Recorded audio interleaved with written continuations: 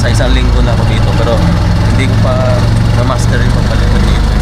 Ngayon try natin, medyo makulimlim pero wala namang hindi mainit ngayon. Okay, so medyo late lang, 4 PM na, pero try lang natin. Meron pa tayong 2 hours para magpalipad. Dito maganda mag-jogging. Dito kami nung isang araw nagpalipad yan, pero hapon, inabutan kami ng hapon. Ganda kasi dito ng ganda kasi yung dito kasi maluwag. Dito maganda mag-jogging dito. Maganda nga dito magpalipad. May guard pa dito, may bantay pa. So dito nga okay. Pero doon tayo, tapos papalik na lang tayo dito.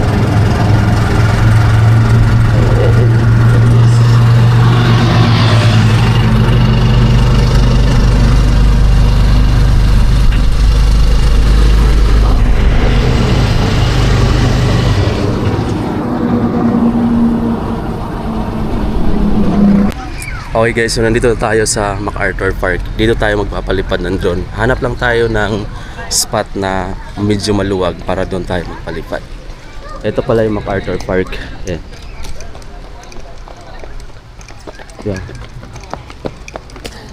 Yung langit ang ganda ng makulimlim, hindi mainit, kaya maganda nga magpalipad dito. Mas maganda pala doon sa nadaanan natin, mas maluwag. Pero try natin dito guys. Kuha lang tayo ng konting kasi di pa naman tayo marunong masyado. Yan pala MacArthur Park. Sinta. Dakuha nito nung Yes. nakabit akong 500. Dito ang maganda kasi maluwag dito. Dito tayo balik. Hanap tayo ng pwesto dito. Yes, maganda doon Dito tayo. Diyan ba kayo pape? Hanap tayo dito.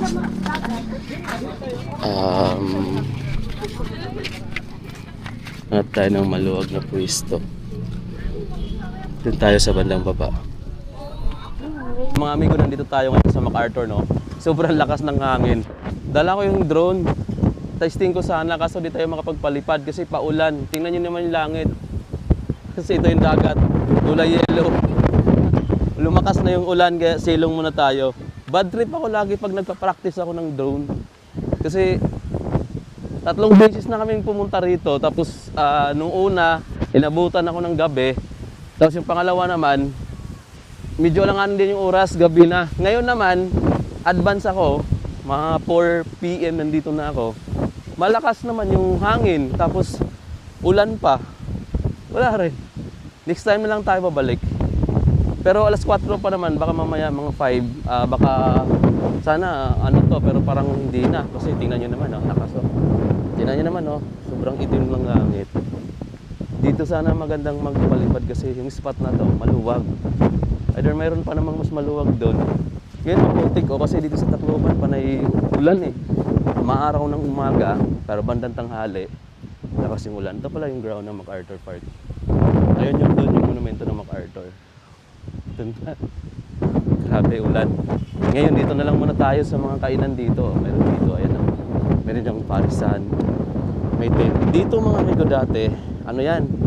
Beach yan dyan, liguan. Wala pa yung seawall na yan. Diretso dagat pa yan. Tapos malinis pa yung dagat. Ngayon kulay yellow na.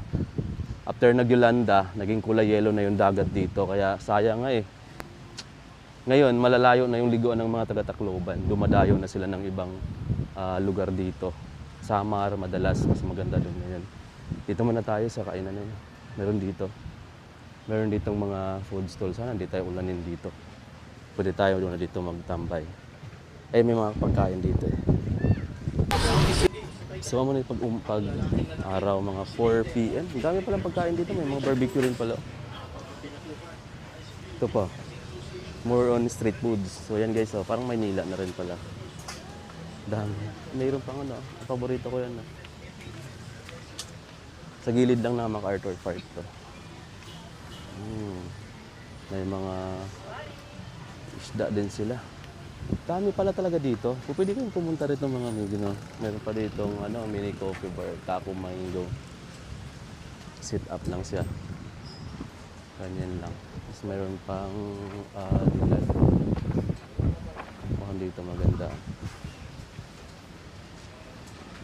Makikita mo halos mga ganito lahat dito. Dalawang portion kasi itong food park nila dito, no? Yung isa, nahiwalay lang siya pero puro mga barbecuehan, mga chicken barbecue, mga pork, yun, mga isaw may doon. Dito naman, para siyang mga snackan lang, tapos coffee shop, ganon, tea, tapos mayroon ditong parang guto, tapos kaudong Paris, Overload, parang ganon yun dito sa park. Ito yung mas malapit sa park ng gilid lang siya na MacArthur Park.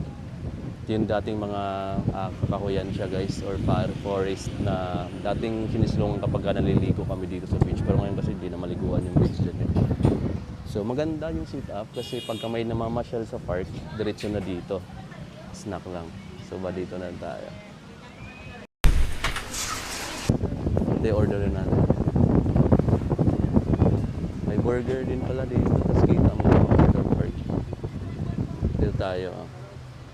Ayan lang siya. Highway Delights. Balik tayo mamaya. Sana, ayun, medyo lumiwanag na konti. Balik tayo maya-maya. Ano yun, sir? Oo. Tapos, magkano yung fruit tea? May 65 o 69 then 89. Maliit yung 69. Yan. Yan lang. Order tayo ng burger. Magkano yun? 65. Ano yung bestseller na flavor? Pineapple. Ayun. Tapos, 69 na fruit tea. Yun lang. Hintayin na natin lumiwanag na po. Parang gumanda na rin ulit. Inis na naman.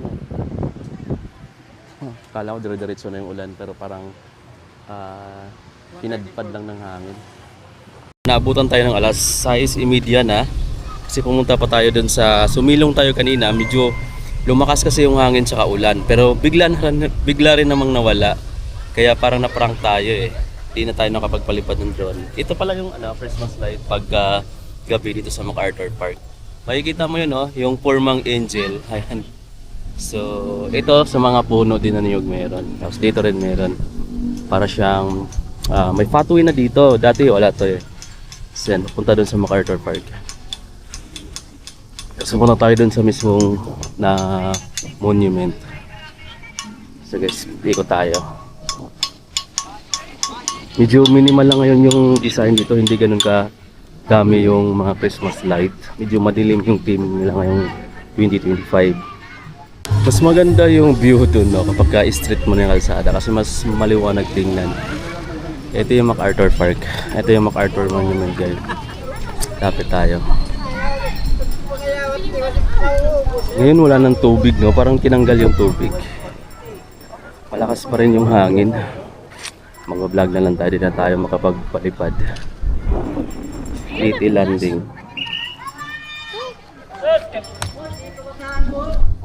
Ayan yung pinaka-history nila. Wala ng hangin, wala ng tubig guys, tinanggal. Mayroon pa pala dun sa portion. Tapos ito yung MacArthur Monument. Nakalimutan ko na yung mga pangalan ng na yun eh. Tapos sa kabilang side, meron pa rin naman. Ganun din sa kabila, parang ganun lang din yung mga design niya. So guys, kung ano yung design sa kabilang side, yung puro mga kulay yellow lang na lights. Ganun din sa kabilang side. Puro yellow na lights. Medyo madilim yung ilaw. Tapos andun yung giant Christmas tree nila, papuntahan natin. Dito muna tayo. Pakita ko sa inyo dito sa pinakababa. Papuntang dagat na to. May konting tubig pa naman dito. Pero nilinis na siya ngayon. Ayan yung monumento. Sayang yung punta natin kanina. Dahil tayo nakapagpalipad ng drone.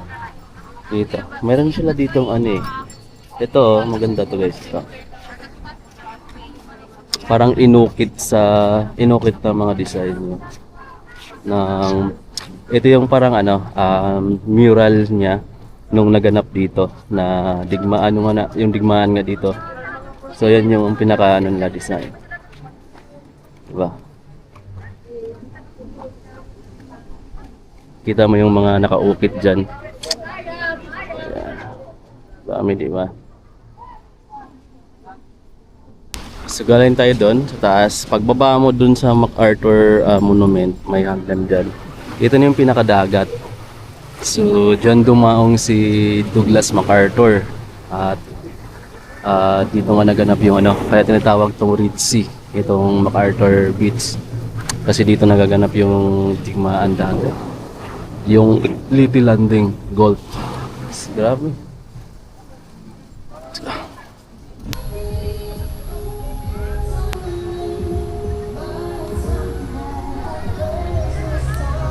Ito yung parang commemorative mga amigo, no. Di ko alam kung anong tawag sa ganito, no. Pero history siya. Makikita mo dito yung may mga nakaprint sa statue na to. So yan, isa yan sa mga landmark dito rin sa may MacArthur Park. Tapos meron ditong mga parang lapida na may mga message galing yata ng ibang bansa. Tulad nito, iba't ibang bansa, Canada. Tapos ito, meron pa dito galing ng Chinese ba to? Prime Minister. Ayan o. Prime Minister Thailand. Thailand to mga amigo. So, message from Thailand, from Canada. Tapos meron din ditong sa iba pang bansa. To yan mga amigo, no? Parang ano nila, pakikiramay or sympathy. Guys, ayan o. Dami yan. Meron pa doon sa kabilang side. Madilim na nga lang kaya hindi nyo makikita. Tapos ngayon lang, madilim yung tema. So ito maganda to dito kapag may mga kadate kayo. So ito talaga yung lugar na maganda guys pagtambayan. Kasi ako dati nung college is dito rin kami tumatambay. Kapag may date ka, mas maganda dito kasi hindi ganun kaliwanag, hindi rin ganun kadilim, sakto lang. So tapos payapa dito, tahimik. So makapag-usap-usap kayo. Tapos dito rin nagbabanding yung mga magbabarkada, mga classmate dati kasi malapit lang din yung nag-schoolan ko dito dati ng college. Malapit na din dito, kaya nga lakarin. Kaya dito kami madalas tumupunta rate. Ito pala mga amigo yung giant Christmas tree dito sa MacArthur Park. Located lang siya sa parang entrance. Ayan siya. May kunting tubig dito na iipon na kasi madalas umuulan dito lalo na paghapon. So ayan mga amigo, medyo madilim nga lang talaga yung tema niya. Pero kita mo naman yung mga tao doon, oh, dahil medyo maliwanag naman ng konti yung ilaw na kulay yellow. Kulay yellow lahat ng ilaw halos. Pati dito yellow rin. Ayan. At ayun guys, pagka nabisita kayo ng MacArthur Park, try nyo rin ng gabi kasi maganda naman, marami namang tao. Tsaka maliwanag din naman ngayon dito. So ang oras natin is 6 PM at medyo marami pang tao. Yung iba dito siguro mga turista to galing ng ibang lugar. So yun guys, magpapalam na tayo dito sa MacArthur Park. Pwede pa naman tayong bumalik sa mga susunod na araw dahil matagal pa rin naman tayo dito. Ayan, umulan na naman, no? At alas 6 na ng gabi. So ayan mga amigo, medyo madilim kasi dito sa daanan. Kaya balik na lang tayo sa mga next na araw. Eto na, pauwi tayo mga amigo. Ang kagandahan dito, malapit lang sa amin. Isang sakay, kaya nga joggingin kasi nag-jogging ko dati. So ganyan kadilim yung harap ko. Tapos medyo madulas pa dito daanan niya. Dati mas maliwanag dito last year yata kasi may fountain dito sa gilid. Mga amigo, umiilaw din niya. Ngayon parang sira yata. Kaya hindi pinaandar. So bye-bye muna.